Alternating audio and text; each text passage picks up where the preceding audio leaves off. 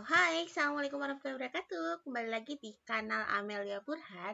Nah, kali ini Bu Amel akan melanjutkan topik bahasan kita tentang fisika dasar, yaitu kita masuk ke besaran matematis, yaitu besaran vektor dan skalar. Nah, pada pembelajaran kali ini, gitu ya, tak lupa Bu Amel ingatkan, bagi yang belum berdoa, monggo silakan berdoa terlebih dahulu menurut agama masing-masing, gitu ya, agar kita bersama diberikan keberkahan dalam proses pembelajaran ini.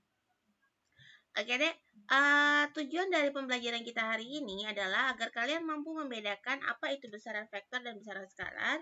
Kemudian kalian dapat melakukan operasi hitung vektor dan menyelesaikan soal-soal fisika yang melibatkan operasi hitung vektor. Yuk, langsung aja kita mulai. Oke, di awal di video 1 Bama sudah sempat bahas gitu ya, besaran secara matematis ada besaran skalar dan besaran vektor. Nah, besaran skalar dia hanya memiliki nilai. Ya, jadi dia tidak mengenal ada negatif, ada positif, arahnya gimana gitu ya, enggak ya. Tapi kalau vektor gitu ya, arahnya itu mempunyai nilai. Ya, jadi kalau misalkan kita punya kesepakatan gitu ya, kalau kita bergerak ke kanan positif, maka bergerak ke kiri adalah negatif. Jika kita naik tangga positif, maka turun tangga adalah negatif. Nah, seperti itu kurang lebihnya gitu ya. Nah, kenapa kita nanti akan lebih banyak bahas tentang vektor? Karena besaran vektor ini yang banyak kita aplikasikan gitu ya dalam pembelajaran fisika dasar. Ya, oke yuk. Kita ingat kembali gitu ya. Ini buat menggambarkan diagram kartesian gitu ya. Kalian perhatikan ada sumbu X ya yang horizontal. Kemudian ada sumbu vertikal yaitu sumbu Y. Dan ada sumbu gitu ya yang tembus kita gitu ya. Atau ini adalah sumbu Z. Nah, kita punya kesepakatan sekarang gitu ya. Kalau pada sumbu X dia bergerak ke kanan, maka kita beri simbolnya positif. Ya, sedangkan kalau dia ke arah kiri, kita berikan simbolnya negatif. Kemudian berikutnya, kalau misalkan untuk sumbu Z gitu ya, yang menembus badan kita gitu ya, itu kita sebut sebagai sumbu positif. Sedangkan sebaliknya negatif gitu ya. Kemudian untuk sumbu Y ke atas kita berikan simbol positif, ke bawah simbol negatif. Nah, ini adalah bentuk yang paling banyak disepakati oleh para ilmuwan gitu ya, Dek ya. Prinsipnya adalah ketika kita memberikan suatu ketentuan ya, positifnya ke arah mana, maka sebaliknya bernilai negatif gitu ya. Kita kasih contoh ya. Misalkan kita ingin menuliskan ordinatnya, ini berdasarkan 3 titik, berarti ordinatnya menuliskannya bagaimana? X, Y, Z. Nah, apa maknanya? Misalkan di sini ada negatif 5, 7, dan 4. Oh, berarti pada sumbu X posisinya adalah negatif 5. Kira-kira ke kanan apa ke kiri? Ke kanan atau ke kiri? Ya, ke kiri sebanyak 5. Misalkan di sini. Ya. Kemudian gitu ya, Y-nya berapa? Y-nya sama dengan 7 atau di sini positif. Ke atas atau ke bawah letaknya? Oke, berarti letaknya ke atas. Ya, sebanyak berapa? Sebanyak 7. Lalu kemudian kita lihat posisinya untuk Z-nya. Dia bergerak ke sini atau bergerak ke sana? Kita lihat. Oh, dia positif 4. Berarti keluar atau ke dalam? Yes, ke arah dalam. Jadi prediksinya dia ada di sekitar sini.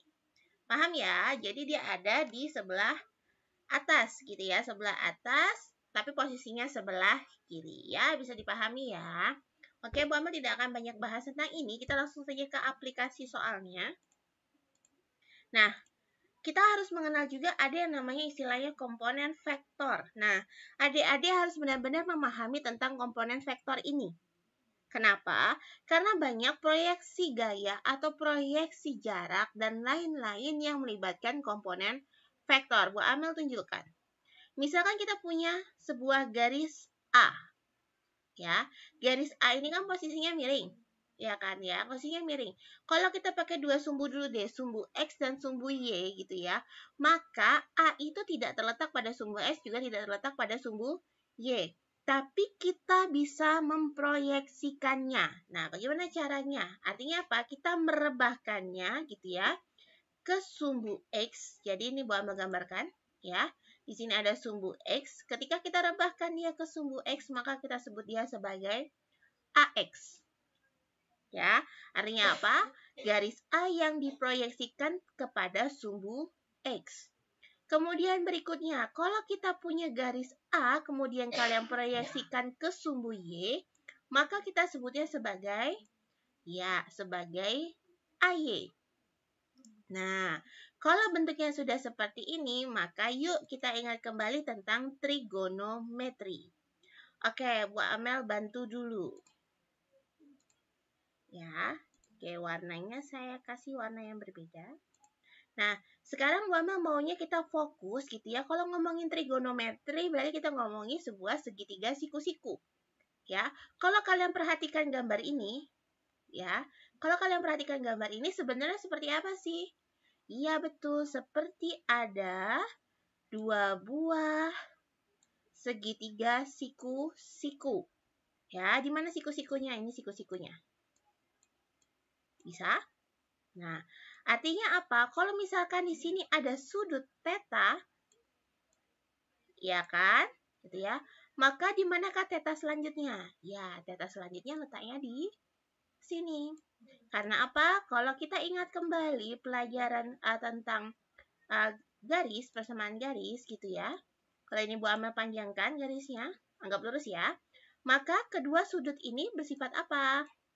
Ya, dalam berseberangan. Nah, sudut dalam berseberangan nilainya sama besar. Oke, yuk. Kita fokus ke gitu ya. Kita fokus ke segitiga yang pertama. Oke. Oke, Bu Amel akan ambilkan segitiga yang ini. Set. Oke, segitiga yang pertama. Set. Tuh, seperti ini. Ya. Maka sebenarnya apa? Sebenarnya A ini adalah panjang A-nya ini. Ya kan?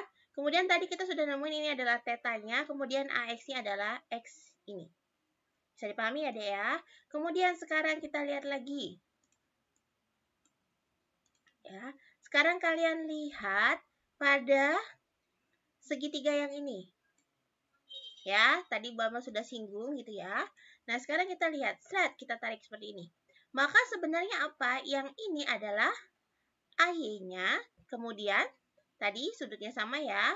Ini adalah tetanya, kemudian ini A-nya. Ya, kalau kita ngomongin trigonometri, kita akan mengingat apa? Ada apa? Iya, betul. Kita akan mengingat adanya gitu ya. Sisi samping, miring, dan depan. Ya, apa tadi? Samping, ya, depan, dan miring. Depan itu apa? Depannya sudut theta. Ya, kadang bisa disimbolkan alfa, kadang beta, kadang gamma, nggak ada masalah. Yang penting ini adalah simbol sudut gitu ya. Depan, kemudian yang miring, ya. Kemudian yang diapit oleh dua buah sudut atau yang berada di samping. Si samping tetanya kita sebut sebagai sisi samping. Nah, ini yang perlu kalian ingat kembali. Sin itu sama dengan apa? Demi. Sin itu adalah demi. Depan per miring. Sedangkan cos theta itu sama dengan sami. Samping per miring. Sudah ingat ya? Oke, yuk kita aplikasikan kembali ke komponen vektor tersebut. Kita mulai dengan komponen vektor yang pertama.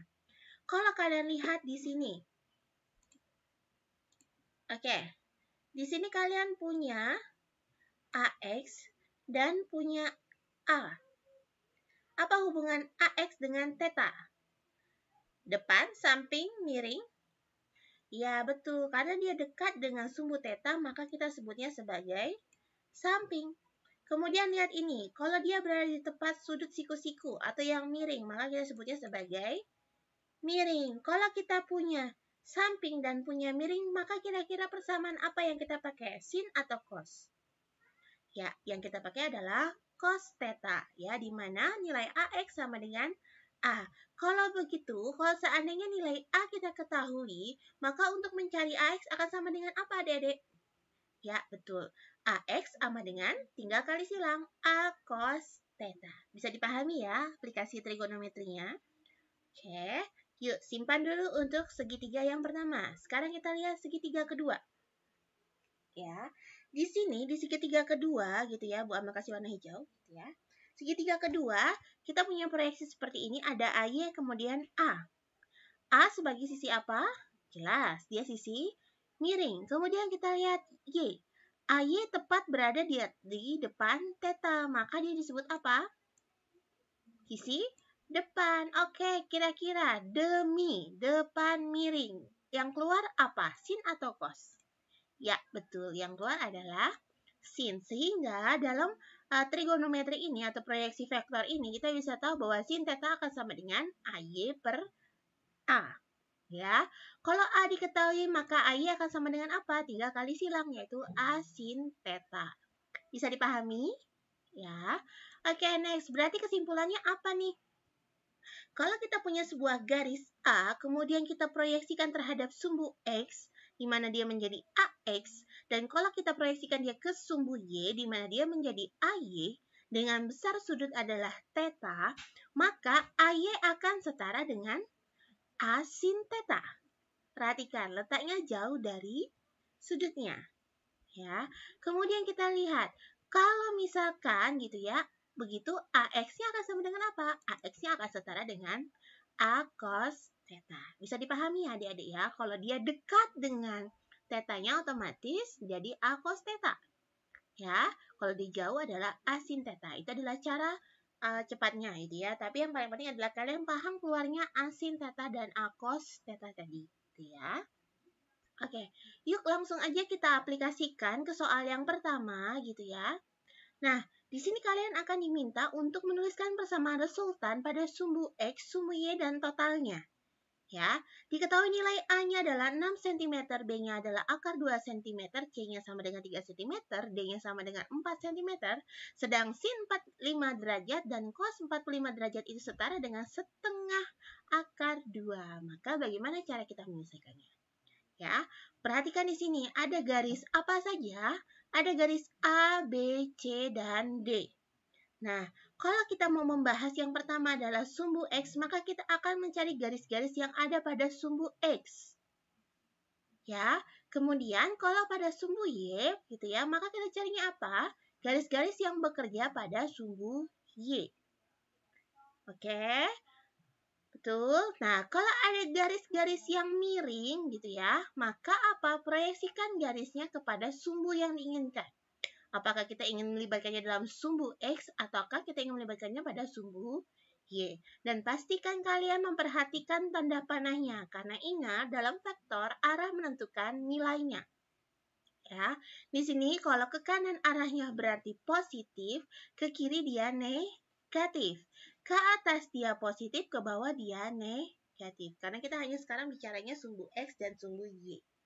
Oke, yuk langsung kita lihat aja untuk sumbu X-nya. Oke, nah sekarang kita lihat yuk adik-adik. Ada apa saja yang bekerja pada sumbu X? Ya, yang paling kelihatan adalah A. Ya, di sini kita punya garis A. Ya, karena garis A itu tanda panahnya ke kanan, maka nilainya bagaimana? Positif A. Bisa dipahami?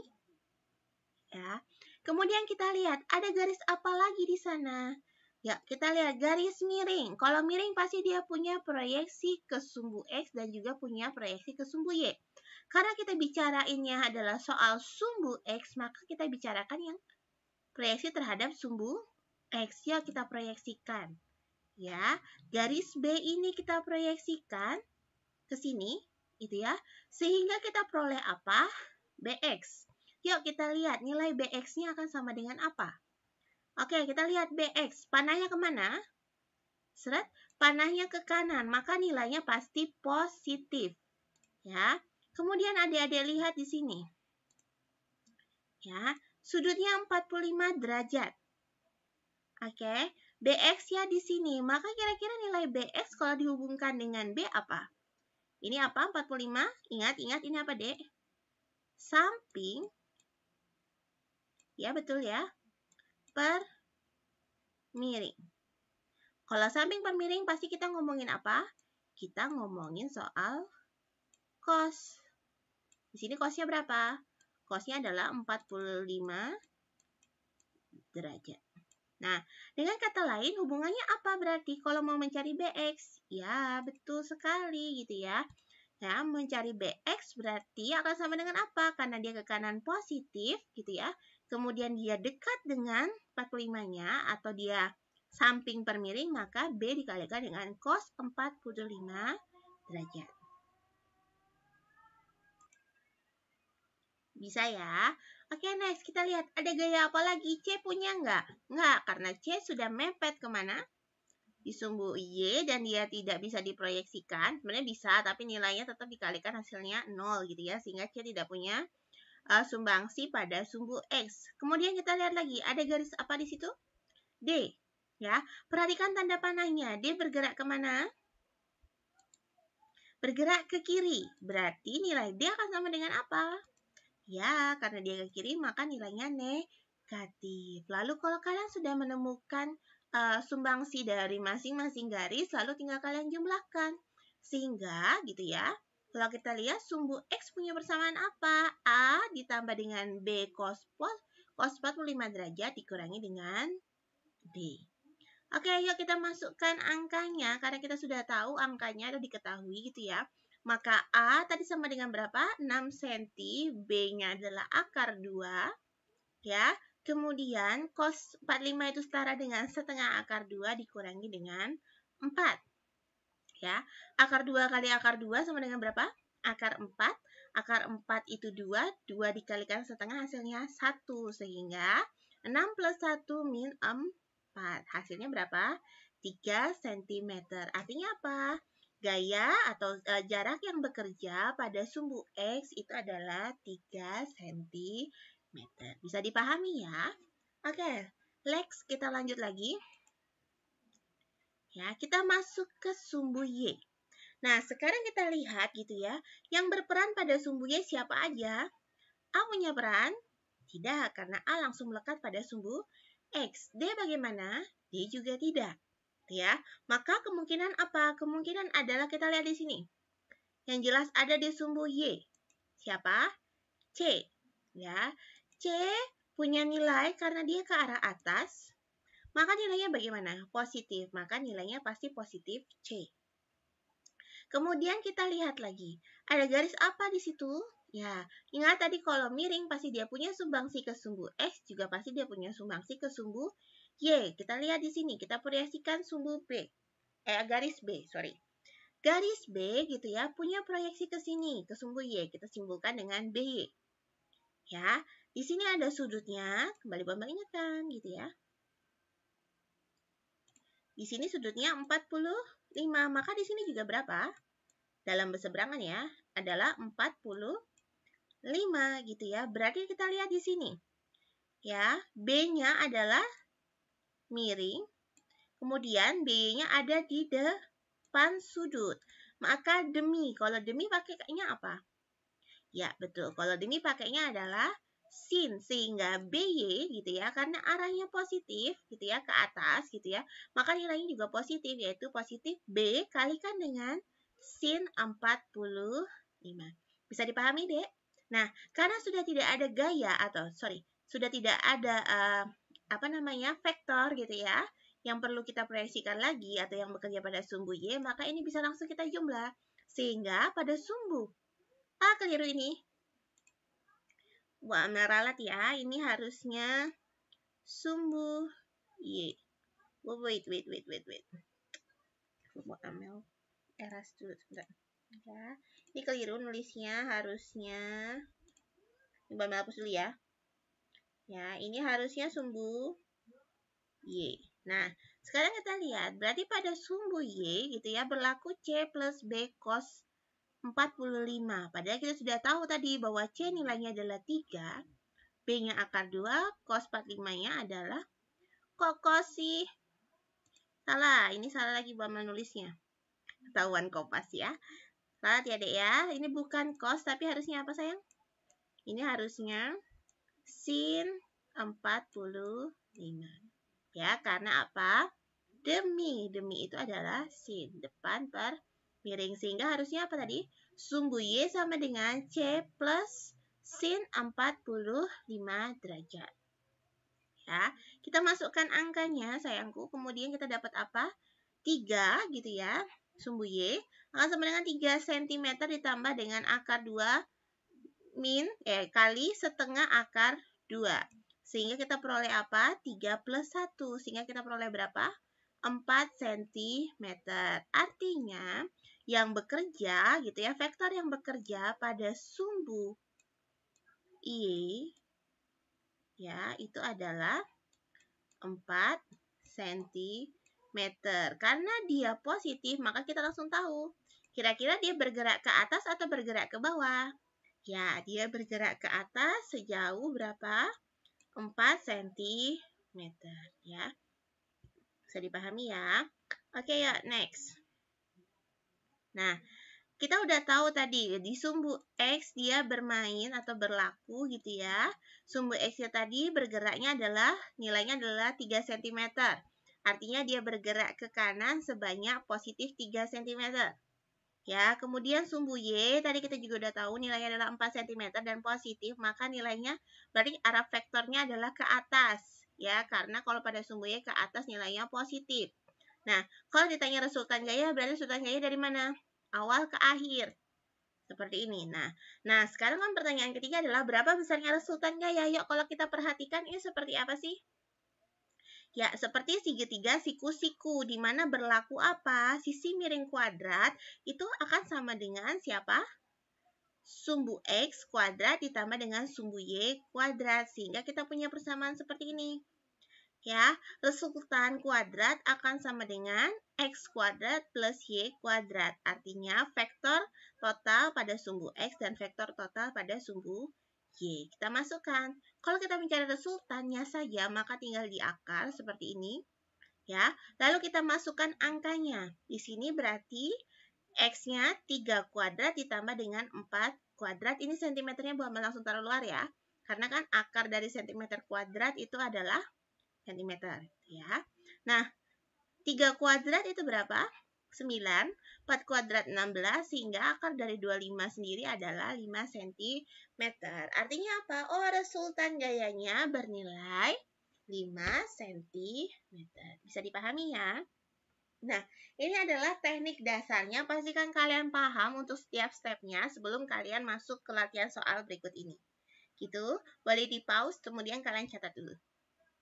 Oke, nah, buat langsung lanjut aja gitu ya ke contoh soalnya. Oke, di sini ada 2 buah contoh soal. Nah, tipsnya sama, silakan kerjakan dulu gitu ya. Kalau sudah baru kita bahas. Nah, pembahasannya ada di video selanjutnya. Oke, sampai jumpa di video selanjutnya.